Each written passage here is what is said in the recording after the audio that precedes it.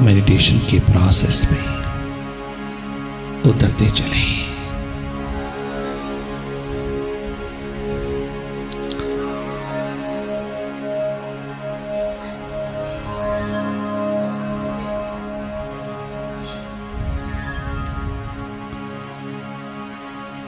बहिर्मुखी जीवन को सींचने के लिए तो सारा संसार खड़ा है, परंतु अंतर्मुखी जीवन को सींचना ये केवल सत्संग में ही हो सकता है। केवल सत्संग अंतर्मुखता को सींचता है, जो बहुत रेयर, बहुत मुश्किल से उपलब्ध होता है। और जब ये उपलब्ध हो, उसका सदुपयोग करना, उसके लिए अवकाश ले लेना।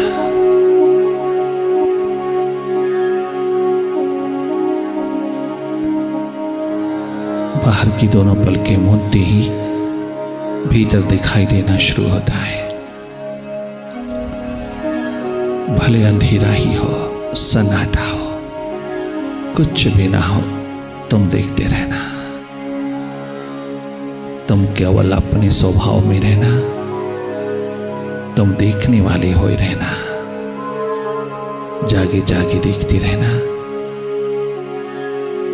जो भी भीतर दिखाई दे रहा है।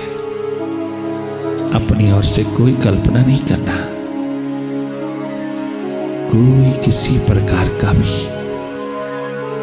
सहारा नहीं लेना। सीधे सीधे देखना, भीतर की स्क्रीन पर, भीतर के टेलीविजन पर देखते चले जाना। भीतर के अंधेरों में मन का खेल शुरू हो जाता है, मन माया का विस्तार, और या फिर भाव दशा का।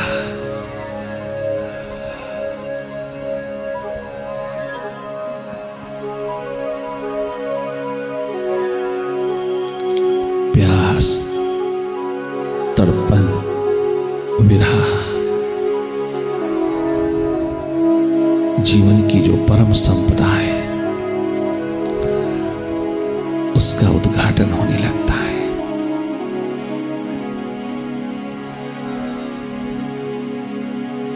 जो भी स्थिति तुम्हारे समक्ष आए, तुम देखते रहना। देखने मात्र से जो जो गैर जरूरी है, जो जो नहीं चाहिए, वो सब विदा होता चला जाता है, अपने आप विसर्जित होता जाता है, अपने आप रूपांतरित होता चला जाता है, सब अपने आप होता चला जाता है। भीतर की यात्रा पर तुझे कुछ करना नहीं, तुझे नए करने की स्थिति में उतर जाना है। नॉन डूइंग में नॉन डूअर हो जाना है, अकर्ता हो जाना है, साक्षी, दृष्टा, सीयर, विटनेस भीतर का। यही तेरा स्वभाव है। अपने स्वभाव में रहना ही शांति है, आनंद है, मस्ती है, खुमारी है। मेडिटेशन तुझको अपने स्वभाव की, अपनी सुरती की याद दिलाता है। तुझे अपने स्वरूप में, अपने स्वभाव में स्थित कर देता है। तुझे देखने की कला प्रदान करता है।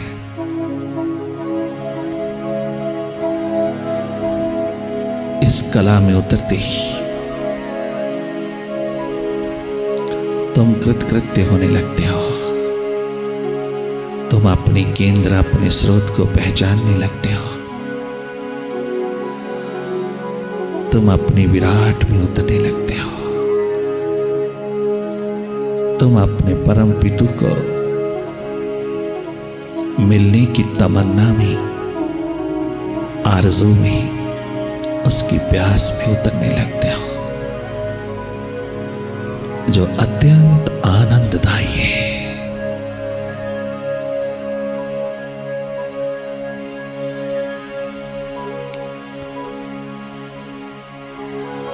देखते रहना, लगातार देखते रहना, जागे रहना, अपनी सुर्ती, अपनी होश में रहना।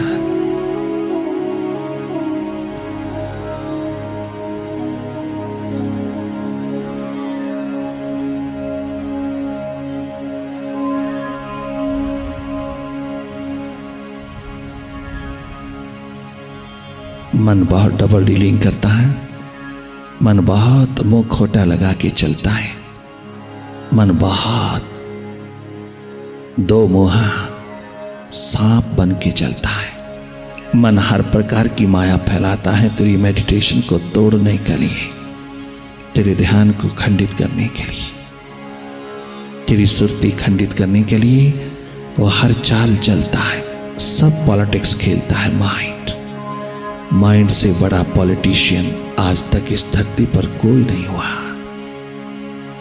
मन तेरी सुर्ती को, तेरी मेडिटेशन को, तेरी होश को चुराता चला जाता है। वो नहीं चाहता कि तुम भीतर आओ, वो नहीं चाहता तुम अंतर्मुखी हो, वो नहीं चाहता तुम मालिक बन के जियो, वो नहीं चाहता तुम जाग करके जियो। तुम्हारा ऐसा होने में मन की मौत है। वो अपनी मौत नहीं चाहता, वो अब तेरा दास, तेरा सेवक बनकर के नहीं चाहता रहना। वो तेरे इशारे पर नहीं बल्कि अपने इशारे पर तुझको नचाना चाहता है। जो अब तक हो रहा है वो ऐसा ही चाहता है, परंतु उसे मालूम नहीं कि अब तेरा कहना नहीं माना जाएगा। अब सत्संग साधना की महान लहरों में डूब करके रे मन तेरी चाल नहीं चलेगी। तूने बहुत चला ली, तूने बहुत राज कर लिया, तूने बहुत मालकियत झूठी झूठी जता लिया, तूने बहुत भटका लिया मुझको। अब और नहीं, अब तेरी आदतों में नहीं, अब तेरी करनी में मैं नहीं आऊंगा। मैं तुझे कहूंगा कुछ भी नहीं, क्योंकि अभी बहुत कमजोर हूं मैं। अभी तो तू ही मजबूत, तू ही बहुत मजबूत होके खड़ा है। अभी तो मैं तेरे हाथ से लुटा हूं, अभी तो मैं बहुत हिप्नोटाइज्ड हुआ हूं, सम्मोहित हुआ हूं तेरी गोदी में बैठ करके। तूने बहुत आकर्षणों में फंसाया है, तूने बहुत लालच लोभ दे करके मुझको हिप्नोटाइज्ड किया है। रे माइंड, ओ मन, अब और नहीं। बहुत जन्म खा गया है तू मेरे, बहुत जन्मों से मैं तेरे हाथों लुटा हूं। अब मेडिटेशन की महान बहारों में मैं तुझसे स्वतंत्र होना चाहता हूं। मैं अपना आप जीना चाहता हूं। मैं जैसा हूं वैसा होकर के जीना चाहता हूं। ये डिटर्मिनेशन, ये संकल्पवान स्थिति एक दिन तुझको मन के पार ले जाती है। जागी रहना।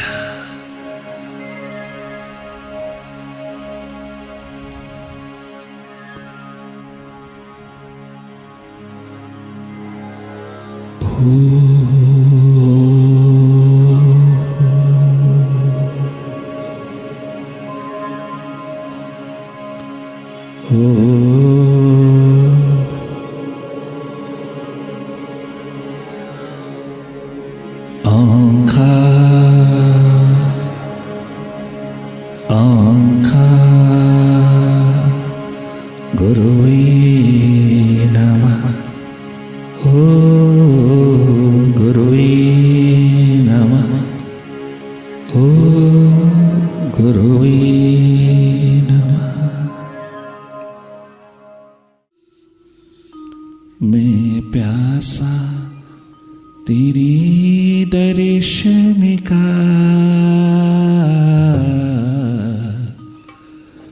मैं प्यासा, तेरे दर्शन का मैं प्यासा, तेरे दर्शन का मैं प्यासा, तेरे दर्शन का मैं प्यासा, तेरे दर्शन का मैं प्यासा, तेरे दर्शन का छोड़े आया मैं, छोड़े आया मैं, छोड़े आया मैं दर इस माने का, छोड़े आया मैं, छोड़े आया मैं, छोड़े आया मैं दर इस माने का मैं प्यासा, तेरे दर्शन का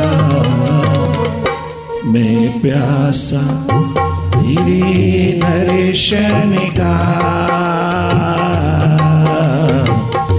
मैं प्यासा, तेरे दर्शन का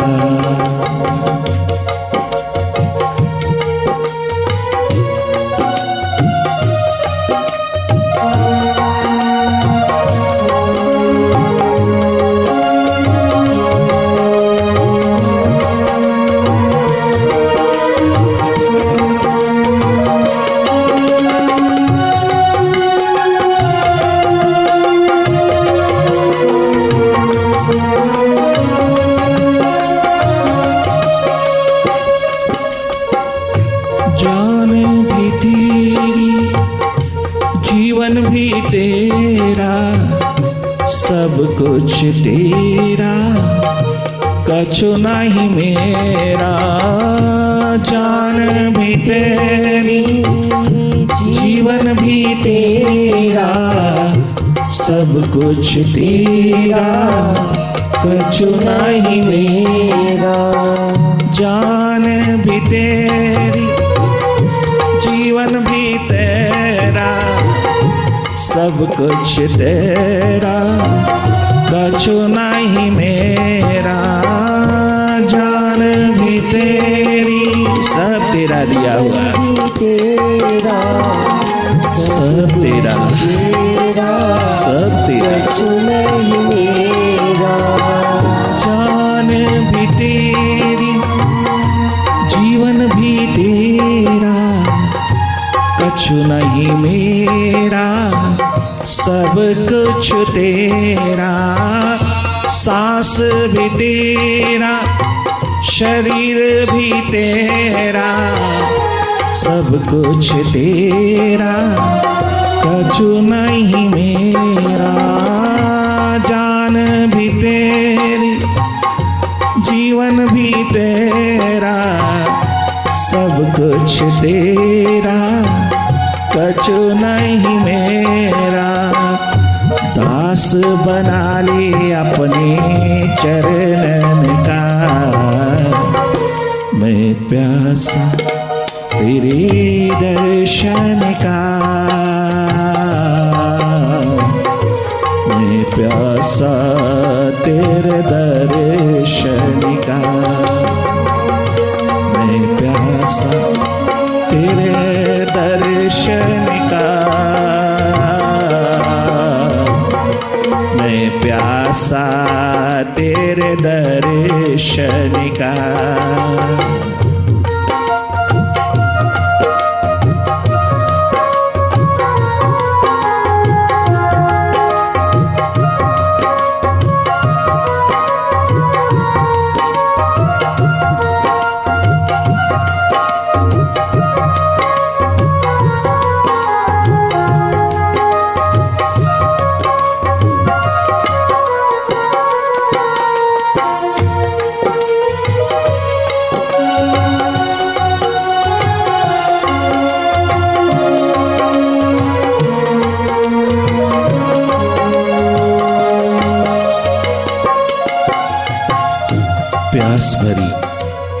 पुकार उठाते हुए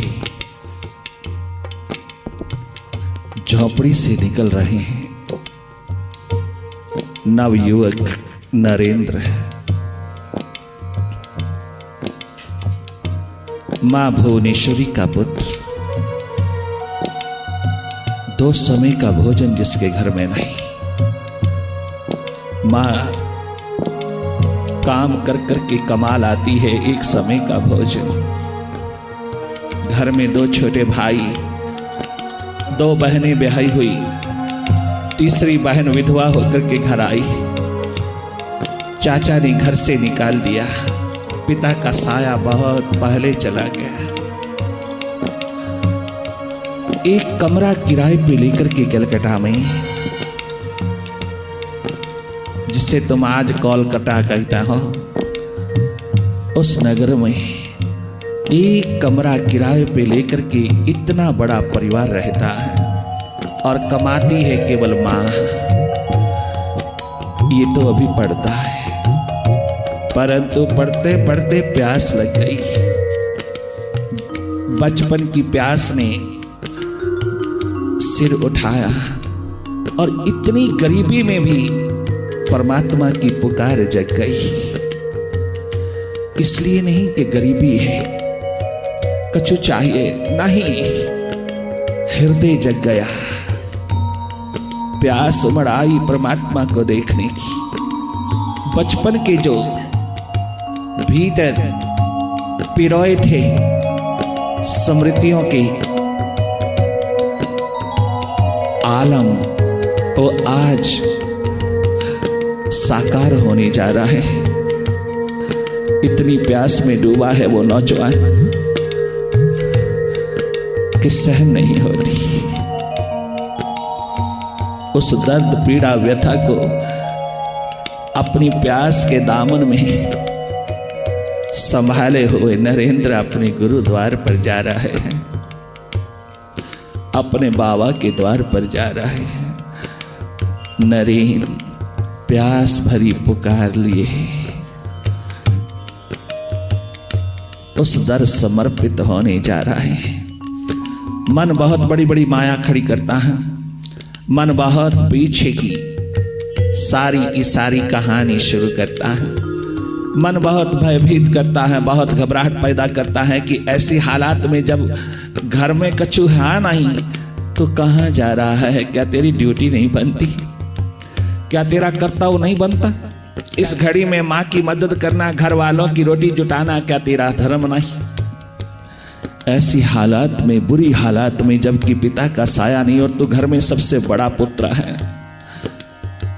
बहन आई है विधवा होकर के, दो छोटे भाई हैं, माँ इतनी गरीबी के दौर से उतरा हुआ है परिवार, और तुझे शर्म नहीं आती? तू भगवान की बातें करता है, परमात्मा की बातें करता है, तो फकीरी पहनना चाहता है, तो त्याग करना चाहता है। इस घड़ी में जब तेरी बहुत जरूरत है, तेरी बहुत आवश्यकता है तेरी उस परिवार में, उस परिवार की सारी दुनिया तेरे कंधों पर खड़ी है, सारा भविष्य तेरे कंधों पर, सारा का सारा जिम्मेवारी, रिस्पॉन्सिबिलिटीज तेरे कंधों पर घर की, और तू कितना मुख मोड़ करके भगोड़ा बन के जा रहा है। मन कह रहा है, भगोड़ा हो रहा है, पीठ दे रहा है अपनी जिम्मेवारियों को, अपनी ड्यूटीज को।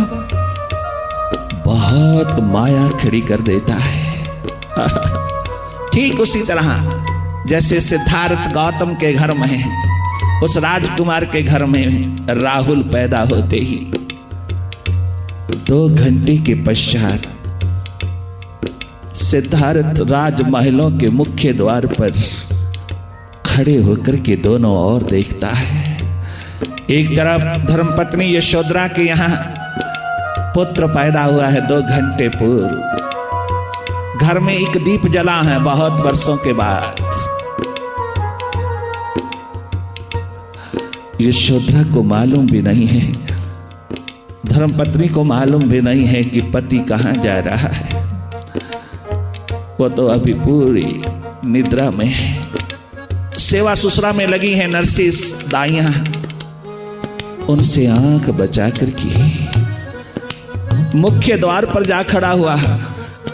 भीतर आवाज उठती है, हार तेरी प्यास, तेरी पीड़ा, तेरी व्यथा, तेरा विरह अब बंधने जा रहा है।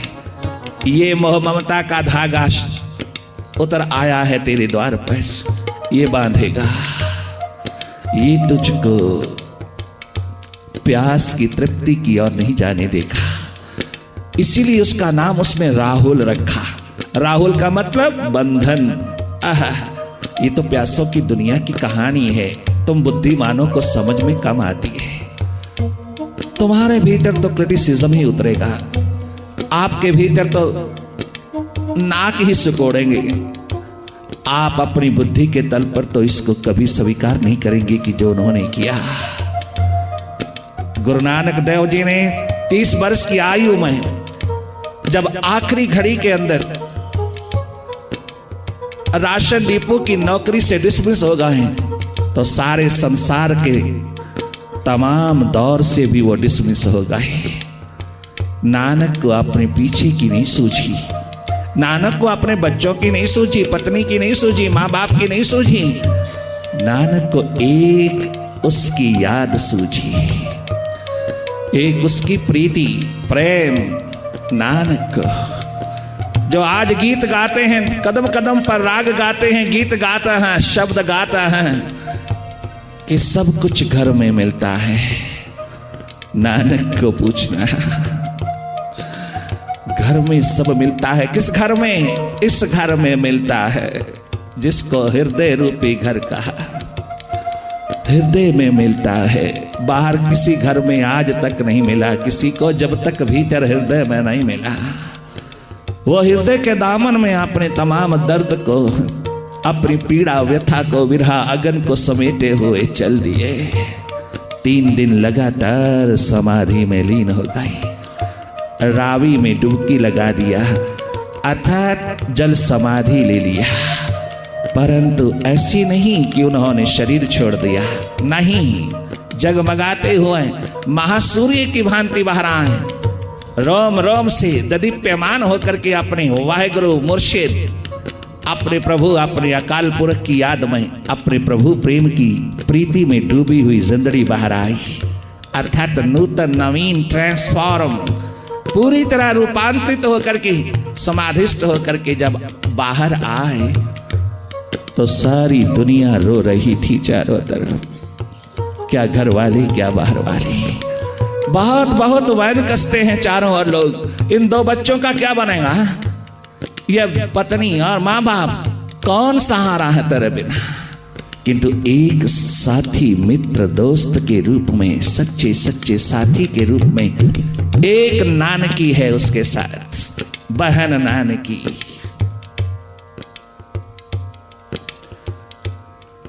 जिसने सदा उसको एनकरेज किया, प्रोत्साहित किया, उसकी प्यास को, उसके नूर को समझा, उसके दर्द को शेयर किया। एक उसने समझा अपने वीर, अपने भाई के दर्द को, उसकी प्यास को, और कदम कदम पे उसकी सहयोगिनी हो गई, उसके हाल पर हो गई, उसकी सहयोग में कदम कदम रख दिया।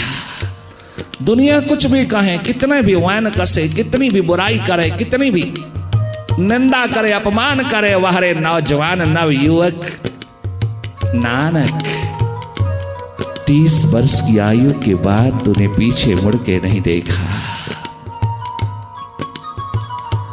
और 30 वर्ष की आयु तक भी अपनी प्यास, अपना विरह, अपने दर्द को सदा प्राथमिकता दिया, बनाए रखा। जी भर करके घर वालों ने अपना मनमौजी रूप दिखाया, घर वालों ने जी भर करके अपनी इच्छाएं ला दी उसके ऊपर, परंतु उसकी प्यास में कोई कमी नहीं है, उसकी पुकार में, उसके दर्द में, उसके तड़पन में, उसकी पुकार में, उसके विरह में कोई कमी नहीं है।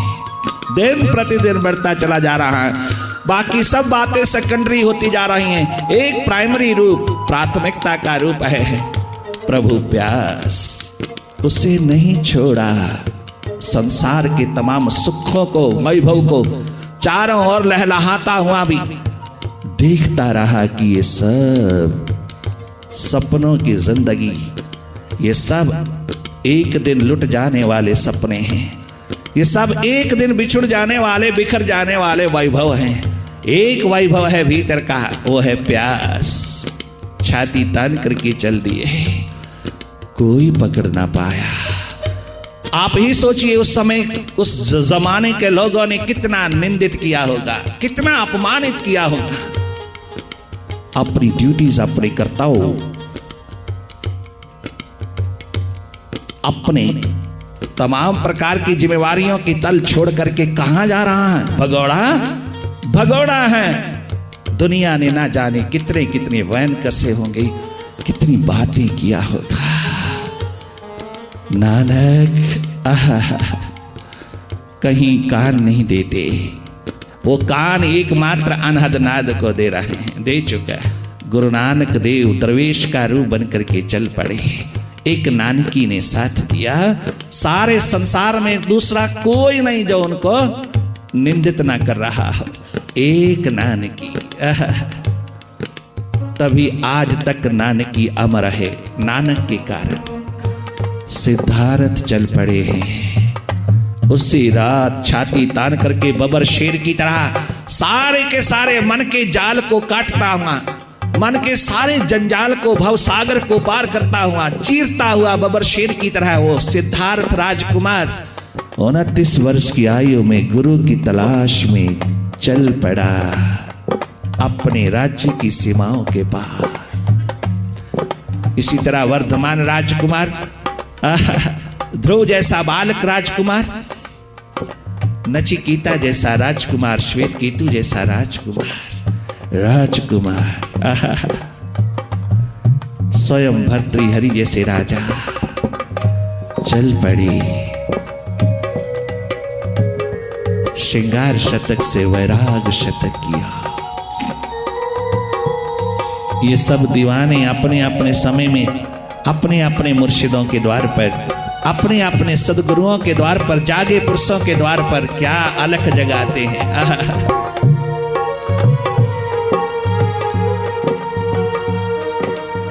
जान भी तेरी, जीवन भी तेरा, सब कुछ तेरा, कछु नहीं मेरा।